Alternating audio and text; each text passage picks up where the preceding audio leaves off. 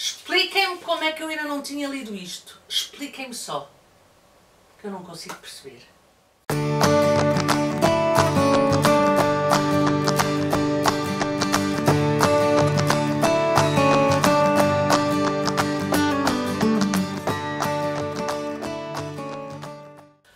Olá! Hoje venho-vos falar de um livro pelo qual eu me apaixonei perdidamente. Ou por outra. Não foi o livro. Foi mais o autor. Estou a falar de O Ceifador, do Neil Schulman. Bom, obviamente eu já tinha ouvido falar deste livro. Este livro foi muito falado nas redes sociais aqui em Portugal e foi muito falado nas redes sociais no estrangeiro. Mas uns diziam, é ficção científica. Eu pensei, não. Outros diziam, é fantasia. Eu pensei, não. Acontece que este senhor foi à Bienal do Rio de Janeiro este ano. E como vocês sabem, eu tenho uma ligação muito grande ao Rio de Janeiro. E, portanto, a Bienal fez uma coisa que eu achei fantástica, apesar de ainda me ter tirado as poucas horas de sono que eu costumo dormir, ou pelo menos algumas delas, que foi fazer transmissões diretas a partir do YouTube de mesas com escritores ou de acontecimentos, eventos que eles tinham programado para a Bienal. Entre as quais eu vi uma mesa com o Neil Schulman. E pensei, que pessoa tão interessante, que conversa tão interessante, o que é que será este ceifador? Bom, falei com algumas pessoas com as quais troco mensagens no Brasil, inclusive alguns influencers, e eles disseram-me coisas do estilo, o quê? Tu ainda não leste O Ceifador? Mas como é que é possível tu não teres lido O Ceifador? Bom, mas eu não li O Ceifador. De qualquer forma, achei a conversa do autor tão interessante que resolvi comprar O Ceifador e disse, eu depois vou ler. Acontece que a Dejutina e a Infinito Particular fizeram o favor de trazer, que eu lhes agradeço profundamente, mas mesmo de coração, trazer o autor a Portugal. E eu fui vê-lo ao Colombo. E, mais uma vez, aquele senhor é encantatório, o discurso que ele tem é encantatório, ele sabe seduzir o seu público, sabe falar em público e, mais uma vez, eu me senti muito atraída pelo o seu discurso. E aí resolvi comprar os dois outros livros da saga, A Tempestade e, não me lembro o terceiro, Tempestade é essa que eu já estou a ler. Portanto, eu li O Ceifador em novembro, vou ler A Tempestade em dezembro e vou ler depois o outro em janeiro. Porquê? Porque eu comecei este livro e fiquei apaixonada pelo livro. E é por isso que eu digo que não sei se estou apaixonada pelos livros, pelo autor, se pelos dois, mas a verdade é que este livro é fenomenal. Não é de todo, para mim, atenção, isto é uma discussão que eu tenho com muita gente da comunidade. Portanto, para mim, não é um livro de ficção científica. Poderá eventualmente ser uma distopia. Poderá ser, nem sequer acho que seja uma fantasia. Porque eu acho que o objetivo porque eu acho que o objetivo deste livro é fazer uma crítica social. É, na realidade, mostrar-nos as idiotices que andamos a fazer e a dizer uns aos outros. Este livro é brilhante na forma como o autor escreve o livro, como o autor constrói a sua narrativa, porque sendo um livro que na realidade se passa num futuro, se passa num mundo que sendo o nosso já não é o nosso, nem tem nada a ver connosco, que é um mundo que é outra coisa, e nesse ponto de vista, eventualmente poderemos dizer que é um livro de ficção científica. A verdade é que, para mim, este livro é um livro que quer eminentemente fazer uma crítica social. E aquilo que me encanta neste livro e que me faz estar assim meio uau, histérica, não direi histérica, porque já não tenho idade para essas coisas, mas muito entusiasmada com esta trilogia, é a forma como ele o escreve e a forma como ele o faz. Porque não é nada imposto, não é nada explícito, embora também não esteja implícito, é um explícito, mas muito subtil. O livro parte de uma premissa em que o mundo, sendo o nosso, está diferente. É governado por uma entidade que, enfim, será uma nuvem, E é muito curioso porque o segundo livro, que para nós se chama A Tempestade, no Brasil chama-se exatamente A Nuvem.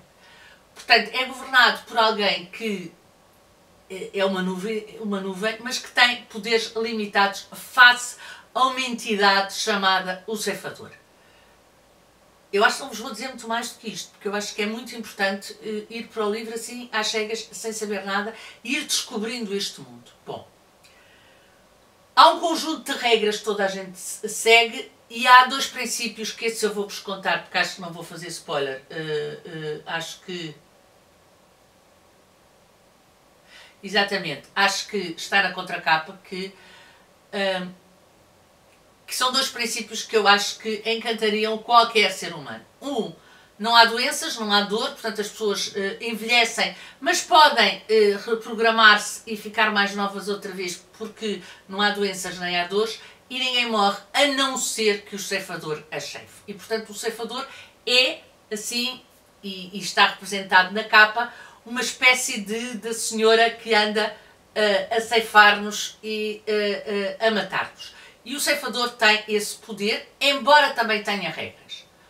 O que acontece é que, cá está, este mundo é o nosso, portanto, tirando essa entidade máxima, tudo o resto é feito por humanos. E os humanos têm muita mania de tentar subverter as regras. É uma coisa que eu acho que está intrínseco ao ser humano.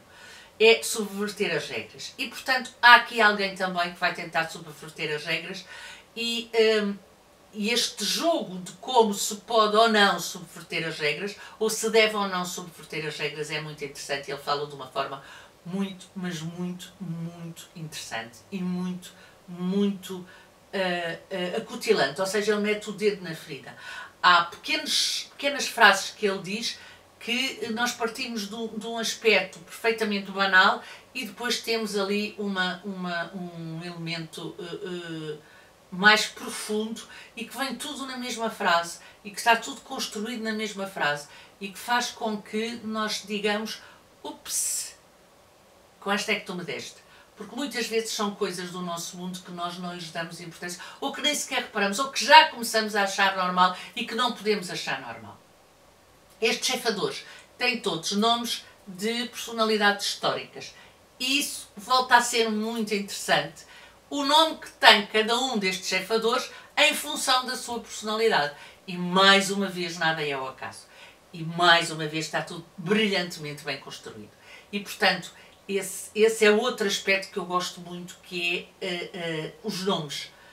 E mesmo quando não sei quem são, vou ver, que é para perceber o que é que ele me quer dizer com aquele nome, porque nada neste livro é feito ao caso e está feito de uma maneira muito inteligente, muito bem feito, com alguma ironia também subjacente, o que torna o livro muito, muito interessante e torna o livro aquela leitura que nós queremos ler depressa. Confesso que estou a demorar mais tempo com A Tempestade porque tive que parar por motivos pessoais, mas estou-me aqui a roer toda por estar a gravar vídeos em vez de estar a ler A Tempestade, mas pronto, é a vida e há compromissos que têm que ser feitos. E portanto, sobre esse ponto de vista, esta trilogia vai ser certamente muito interessante, porque eu vou mais ou menos a meio do segundo livro e continua a ser avassalador e continua a ser galopante a leitura que eu gosto de fazer deste livro. Depois vamos tendo também, intercalados com os capítulos, diários de ceifadores. Neste primeiro livro vamos tendo vários diários de vários ceifadores e estes diários são muito importantes, porque estes diários são algo que os ceifadores devem fazer, são algo que os ceifadores sabem que podem ser lidos, mas que no fundo acabam por ser do mais honesto que eles dizem em relação a si mesmos. A forma como a própria ceifa está estruturada é muito interessante, as regras que o ceifador tem que cumprir e a forma como eles têm porque eles podem escolher as pessoas que matam, mas têm regras para essa escolha e têm um plafond que eu acho fantástico. Portanto, o ceifador só pode ceifar por ano X pessoas e não deve ultrapassar esse número, nem ficar abaixo, nem ficar acima, por causa do equilíbrio do planeta. E isso é muito, muito interessante. Embora depois no segundo livro a gente vá descobrir outras coisas em relação a isso. Mas neste primeiro livro é muito, muito interessante. E depois temos as personagens que estão brilhantemente bem construídas, a gente cria logo empatia. Eu passei o livro todo angustiada a pensar, ai, valha-me Deus, o que é que vai acontecer? Ai, valha-me Deus,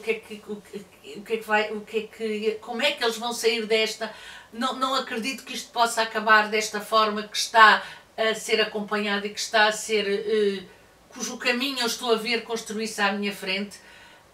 Mas realmente o senhor escreve brilhantemente e, portanto, depois há aqui uma reviravolta que de alguma forma nos irá dar o mote do segundo livro.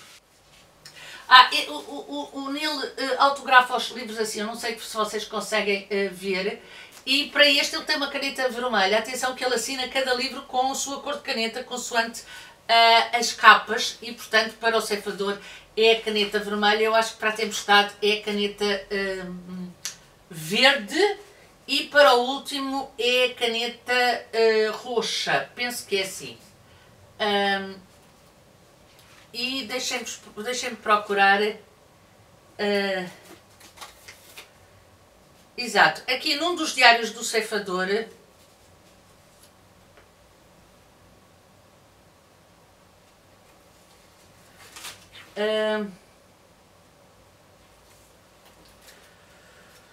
deixem-me procurar, deixem-me ver qual é que eu queria.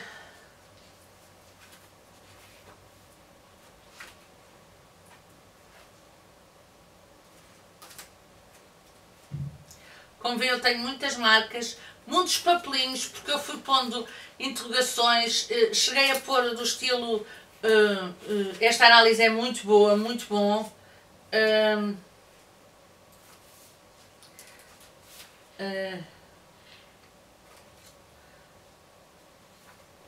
Mas eu acho que pus, já não sei aonde, ler, não sei se foi num papelinho, se foi num post-it, estou aqui à procura, dê-me só um bocadinho e já lá chegamos. Não, eu acho que é aqui.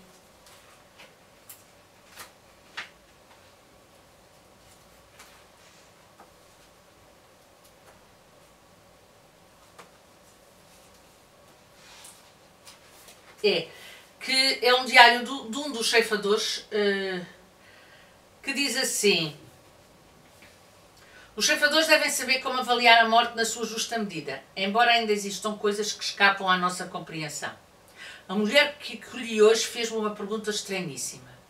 E agora, para onde é que vou? Bem, expliquei calmamente. As memórias e gravações da sua vida já estão armazenadas no cumulonimbus. O cumulonimbus é a tal entidade superior. Pelo que não serão perdidas. O seu corpo será devolvido à terra de acordo com as opções dos seus parentes. Sim, já sei isso tudo, disse ela, mas e eu? A pergunta intrigou-me. Como disse, a sua memória continuará a existir no cumulonimbus. Os seus entes queridos poderão conversar com ela e, por sua vez, ela poderá responder-lhes. Sim, ela insistiu, já um pouco agitada. Mas e eu? Foi então que acolhi. Só depois de ela ter partido é que respondi. Não sei. E esta ideia de que as nossas memórias poderão ir para um lado, o nosso corpo poderá ir para o outro, mas para onde é que vai a nossa essência?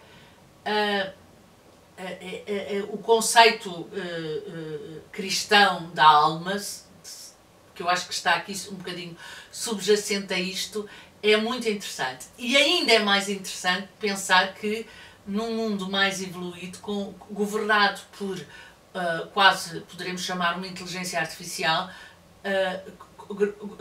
governado por este cúmulo nimbo, um ceifador que é o detentor do poder da vida e da morte, não sabe, continua sem saber para onde é que vai. E, portanto, ele tem estas noções e tem estas nuances que eu achei muito, muito interessante. Eu estou verdadeiramente apaixonada por este autor. Vou ler os três, a seguir vou ler A Seca, que foi um livro que ele escreveu com o filho e que me foi recomendado, eu acho que foi pela Jéssica. Eu acho que foi pela Jéssica, naquele projeto que eu tenho que eu tive durante este final de ano deu-me 2 indicações de 2 livros fora da minha zona de conforto. Eu acho que foi a Jéssica, da Fofoca Literária, que me recomendou A Seca, mas eu quero ler tudo o que for escrito por este senhor, porque é esta nuance da escrita que nos dá a dimensão da história e que nos envolve na história e que nos dá uma forma de estar na história diferente e fabulosa. Leiam O Ceifador, não façam como eu, não passem por cima deste livro, leiam sem margem para dúvidas, porque vale muito, mas muito a pena. E pronto, aqui fica a minha opinião sobre este extraordinário livro, Ceifador, do Neil Schutman. Digam-me se já leram, digam-me se estão a pensar ler, digam-me de vossa justiça e vemos no próximo vídeo. Tchau, até ao próximo vídeo.